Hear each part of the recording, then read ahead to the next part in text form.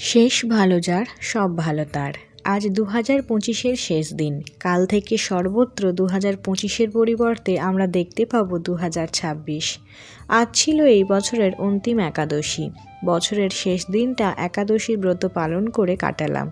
আশা করি সামনের নতুন বছরের দিনগুলোও এমনই সুন্দরভাবে কাটাবো আমরা সকলে।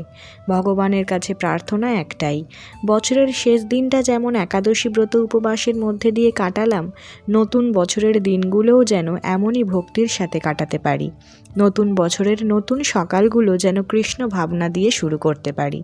বছরের শেষ দিনে বসে পড়েছি সামনের বছরের জন্য একাদশীর নতুন তালিকা তৈরি করতে।